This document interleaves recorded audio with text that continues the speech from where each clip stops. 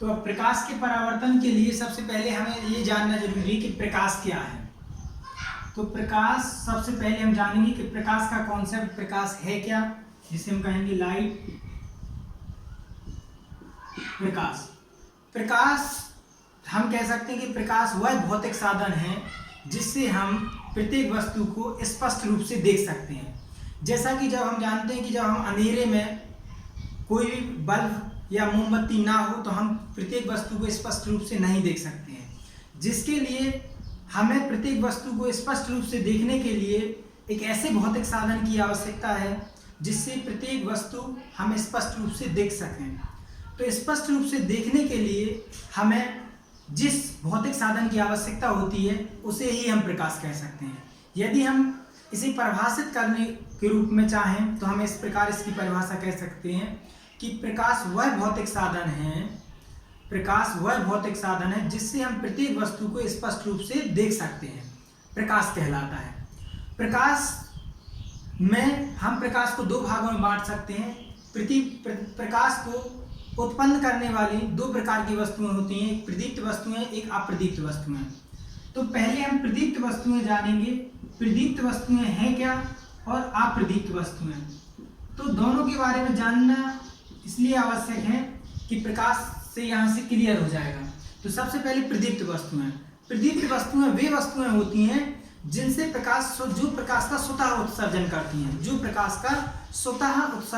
हैं उन्हें प्रदीप्त वस्तुएं कहते हैं। जैसे अब आप बताइए कौन कौन सी वस्तुएं प्रकाश का स्वतः उत्सर्जन करती हैं। जैसे हम कहेंगे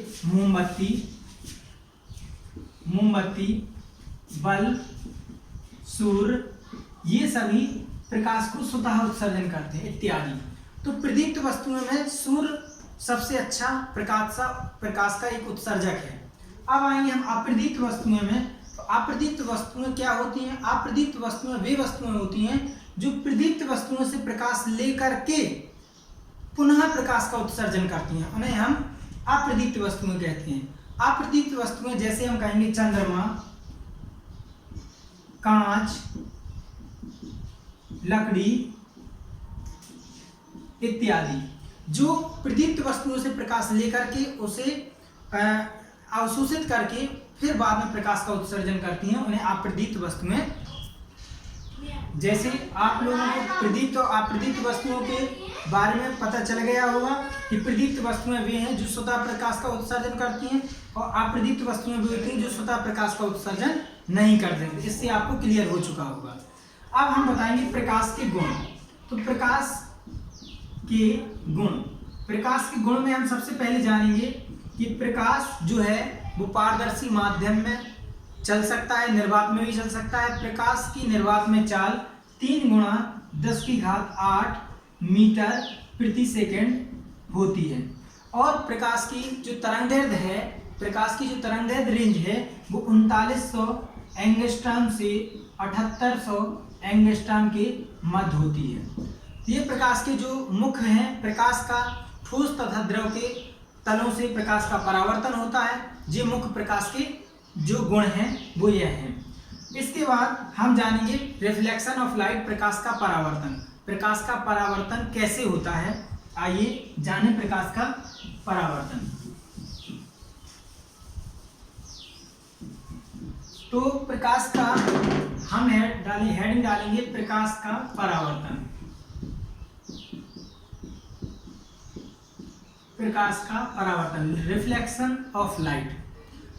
रिफ्लेक्शन ऑफ लाइट तब कहेंगे जब कोई एक प्रकाश एक माध्यम से आकर दूसरे माध्यम के तल से टकराता है तो प्रकाश का अधिकांश भाग पहले माध्यम में वापस लौट जाता है। इस घटना को हम प्रकाश का परावर्तन कहेंगे। जैसे मान लीजिए कि 2 माध्यम है, कोई एक माध्यम यहाँ, ये एक N1 माध्यम है और ये यहाँ N2 माध्यम है, कांच है। तो जब हम ये कह सकते हैं सीधा कि जब कोई प्रकाश किसी एक माध्यम से चलकर दूसरे माध्यम के तल से टकराता है तो प्रकाश का अधिकांश भाग पहले माध्यम में वापस लौट जाता है। इस घटना को हम प्रकाश का परावर्तन कहते हैं। परावर्तन की घटना में आया हुआ प्रकाश पूरी तरह से परावर्तित नहीं होता है, उसका अधिकांशता भाग लौटता है। परावर्तन की घटना में जहां से प्रकाश आता है उसे हम आपतित माध्यम कहेंगे, पहला माध्यम कहेंगे, और दूसरे माध्यम के तल से जहां टकराता है उसे आपतन बिंदु कहेंगे। तो सबसे पहले हम यहाँ जिस बिंदु पर प्रकाश टकराता है वहां एक अभिलंब डाल देंगे। तो आई हुई किरण जिसे हम आपतित किरण कहते हैं, जो जब कोई प्रकाश की किरण पहले माध्यम से आती है इसे आपतित किरण कहेंगे, आपतित किरण। और टकराने के बाद लौटी हुई किरण को परावर्तित किरण कहते हैं, परावर्तित किरण कहेंगे। और अविलंब और आपतित किरण के बीच में जो कोण बनेगा उसे हम आपतन कोण कहेंगे, आपतन कोण। और परावर्तित किरण और अविलंब के बीच में जो कोण बनेगा उसे हम परावर्तन कोण कहेंगे। तो प्रकाश के परावर्तन की यही घटना है जो हम बता चुके हैं कि जब कोई प्रकाश किसी एक माध्यम से चलकर दूसरे माध्यम के तल से टकराता है तो प्रकाश का अधिकांश भाग पहले माध्यम में वापस लौट जाता है। इस घटना को हम प्रकाश का परावर्तन कहते हैं। प्रकाश के परावर्तन में जो तल जो हमारे पास दिया गया है उस पर यदि टकराने हुए बिंदु पर यदि हम लंब खींचें तो उसे अविलंब कहेंगे। और आपतित किरण और अविलंब के बीच में जो कोण बनेगा उसे हम आपतन कोण कहेंगे। अविलंब और परावर्तित किरण के बीच में जो कोण बनेगा उसे हम परावर्तन कोण कहेंगे। प्रकाश के परावर्तन में कोण I बराबर कोण R, जो आपतन कोण है वो परावर्तन कोण के बराबर होता है।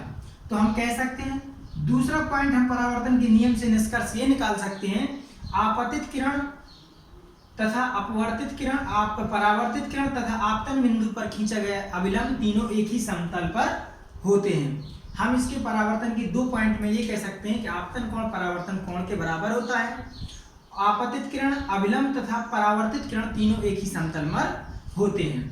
तो यहाँ से हम प्रकाश के परावर्तन की व्याख्या कर चुके हैं।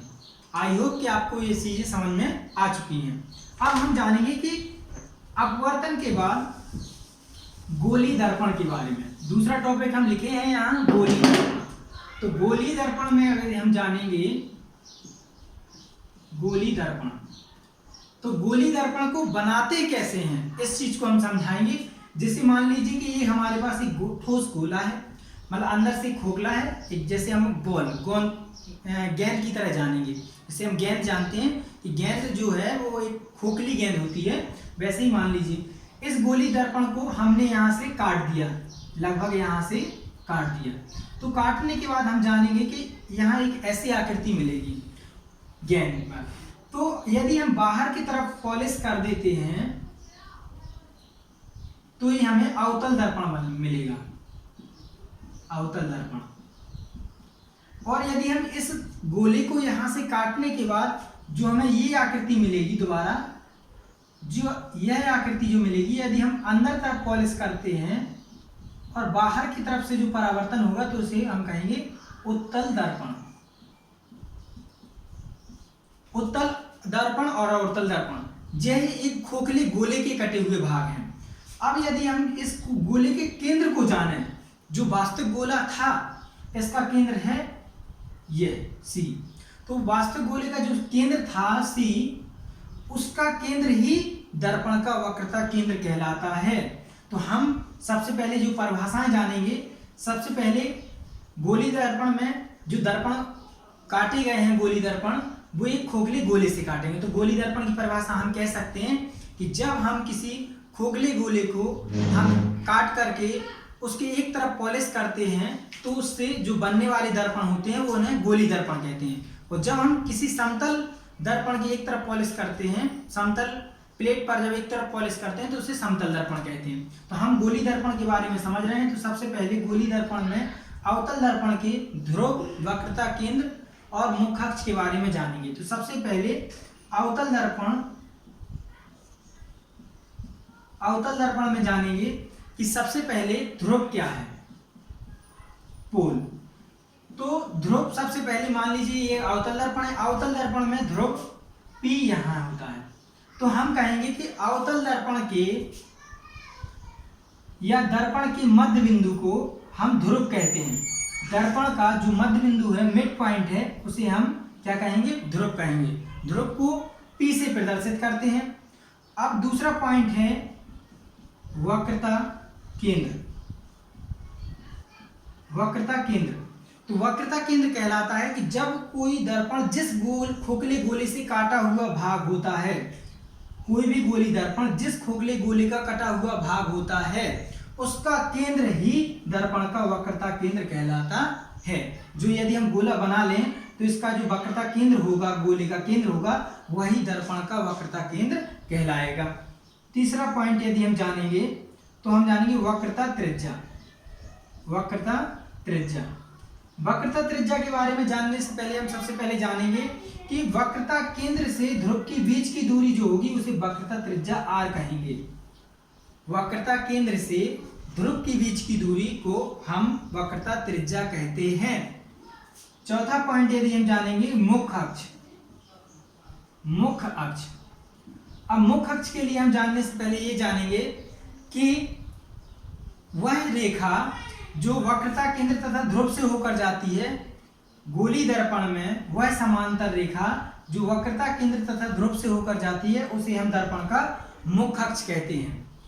तो ये चार परिभाषाएं हैं गोली दर्पण के लिए। जो परिभाषाएं अवतल दर्पण के लिए हैं वही परिभाषाएं उत्तल दर्पण के लिए भी लागू होंगी। उत्तल दर्पण में भी कह सकते हैं कि दर्पण का मध्य बिंदु दर्पण का ध्रुव कहलाता है। अब बशर्ते हम जिस तरफ से यदि हम किसी भी दर्पण का हमें यदि ध्रुव देखना, ध्रुव और वक्रता केंद्र देखना है, जैसे मान लीजिए हमें इस दर्पण का वक्रता केंद्र देखना है, तो इस दर्पण को हम डॉट डॉट करके एक गोला खींच लेंगे और जहां इसका गोले का केंद्र दिखाई दे वही इसका वक्रता केंद्र कहलाएगा। तो ऐसे उत्तल दर्पण का वक्रता केंद्र भी इस तरफ होगा और अवतल दर्पण का वक्रता केंद्र भी इस तरफ होगा। इस तरीके से हम दर्पण गोली दर्पण से दर्पण को काटते हैं। अब जानेंगे कि रिफ्लेक्शन कैसे होता है गोली दर्पण में। तो हम केवल आपको इतना बताएंगे कि फोकस क्या कहलाता है। तो फोकस को जानिए तो देखिए, जैसे गोली दर्पण में सबसे पहले हम डालेंगे अवतल दर्पण। तो अवतल दर्पण, अवतल दर्पण में हम जानेंगे फोकस, अवतल दर्पण का फोकस अब फोकस में सबसे पहले हम देखेंगे कि यह मान लीजिए कि एक हमारे पास गोली दर्पण है।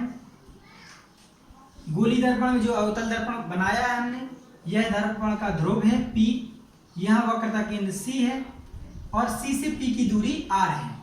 अब जानेंगे सबसे पहले दर्पण के समांतर चलने वाली किरणें, या हम कह सकते हैं दर्पण में मुख्य अक्ष के समांतर चलने वाली किरणें दर्पण के परावर्तन के पश्चात, दर्पण के परावर्तन के पश्चात,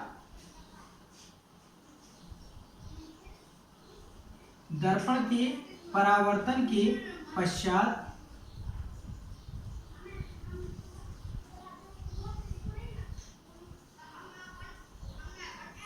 प्रत्यक्ष रूप से एक बिंदु पर मिलती हैं। हम इसमें ये जानेंगे कि दर्पण में, गोली दर्पण में, अवतल दर्पण में मुख्य अक्ष के समांतर आने वाली किरणें दर्पण के परावर्तन के पश्चात एक ही बिंदु पर मिलती हैं। C और P के बीच में एक बिंदु पर कहीं भी मिलेंगी, उसे हम दर्पण का फोकस कहते हैं। तो हम परिभाषा अवतल दर्पण की परिभाषा, दर्पण की परिभाषा में, अवतल दर्पण के फोकस की परिभाषा में ऐसे कहेंगे कि दर्पण में मुख्य अक्ष के समांतर चलने वाली किरणें दर्पण के परावर्तन के पश्चात जिस बिंदु पर मिलती हैं उसे हम अवतल दर्पण का फोकस कहते हैं। और अवतल दर्पण की जो किरणें मिलेंगी आपस में वह प्रत्यक्ष रूप से एक बिंदु पर मिलती हैं। हमें कॉन्सेप्ट यहाँ से एक चीज जानना है। अभी हमें बहुत चीजें मतलब आगे देखना है दर्पण के बारे में, बहुत आगे बहुत सी चीजें हैं, लेकिन हमें एक बात ध्यान देना है कि कोई भी किरण दर्पण में यदि वह मुख्य अक्ष के समांतर जाती है, यदि कोई भी किरण मुख्य अक्ष के समांतर जाती है तो वह दर्पण के परावर्तन के पश्चात फोकस से ही गुजरेगी। तो जितने भी किरणें यदि समांतर हैं, जितनी भी सारी किरणें, वो सब केवल एक ही बिंदु पर जाएंगी, वो होगा उसका फोकस। जैसे यदि हम उत्तल दर्पण में बात करेंगे, उत्तल दर्पण में जो हमारा फोकस बनेगा वो आभासी फोकस बनेगा, प्रत्यक्ष रूप से किरणें नहीं मिलती हैं। जैसे मान लीजिए हमने ये एक उत्तल दर्पण बनाया, तो उत्तल दर्पण में पहले भी हम पढ़ा चुके हैं कि दर्पण में यह मान लीजिए हमारे पास एक ध्रुव है और यहाँ वक्रता केंद्र C होगा। यदि हम मान लो वक्रता केंद्र पढ़ा चुके हैं, यदि इसे हम डॉट डॉट गोल करके गोल बनाएं तो यहाँ इसका केंद्र ही दर्पण का वक्रता केंद्र कहलाता। तो मुख्य अक्ष के समांतर चलने वाली किरणें अवतल दर्पण किरणों को फैला देता है। अवतल दर्पण किरणों को क्या करता है? फैलाता है। तो जो समांतर मुख्य अक्ष के समांतर आने वाली किरणें इस टाइप से फैल जाएंगी और इन्हें यदि हम डॉट डॉट करके इस तरीके से करेंगे तो सभी किरणें आभासी रूप में एक पॉइंट पर मिलेंगी सभी किरणें। तो हम इसका जो फोकस बनेगा, यहाँ फोकस बनेगा F, वो दर्पण के पीछे बनेगा। जिस तरफ हमारे पास जिस तरफ से परावर्तन ना हो, जिस तरफ पॉलिश हो, उस तरफ फोकस बनेगा।